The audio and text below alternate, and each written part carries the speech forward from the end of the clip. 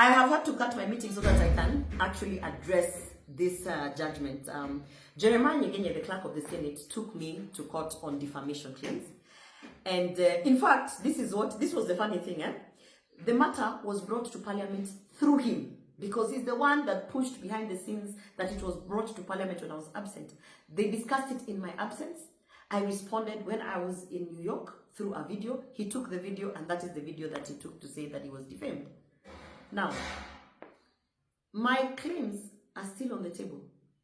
I've written an official letter to Parliamentary Service Commission, to the chair of Parliamentary Service Commission, Mr. Wetangula, the Speaker of the National Assembly. They ignored my letter.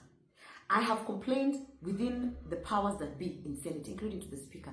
They have ignored all my complaints. I complained in the official WhatsApp group that, listen here, I think because I said I'm not going to sleep with this guy and I don't want to participate in his sexual advances, that is why I am being removed from certain trips, I'm being removed from certain legislative agenda, my bills are being put at the back, that is why I'm being targeted with unlawful and all sorts of crazy things and shenanigans, such as 6 months suspension. That is why also, as you can see, they forced me to put in an apology, which Jeremiah Nyegenye, through that committee that prepared, added his name. And remember when I was telling you people that this guy is going to use this thing in court, he went and used it in court as a submission.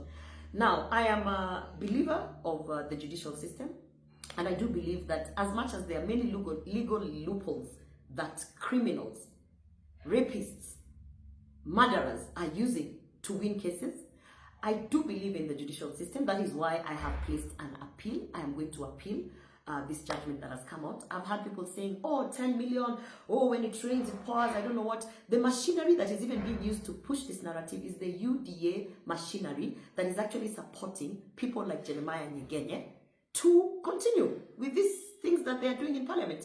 Every single person that has worked in Parliament or has had an interaction in Parliament will tell you there is sexual harassment in Parliament.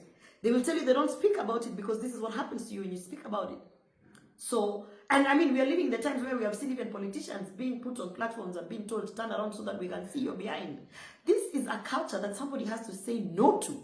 And I know that there's a price to pay to say no to that. And I'm willing and ready and capable to pay the price, because I was raised as a person who does not exchange sexual favors for whatever. That is not how my father raised me. And anyone who has been in my space knows, in fact, wanasema unajiringa, unajifanya, but that is not who I am. And there are many girls and many women who are finding themselves in compromising situations. You saw how Sabina Chege, actually a woman of her stature and her age, just succumbed to turning around to show her behind, because that is how the powers that be force it. So I want to say this to Jeremiah Nyegenye and to the public that cares to listen. No one has investigated. No one has investigated. Ever since I put up and said, listen guys, this guy is punishing me for saying no, not one single independent body or person has investigated and found that indeed Jeremiah Nyegenye is innocent. The only thing you have to do, even beyond investigations, as the public, why is the Senate refusing to put public the travel reports?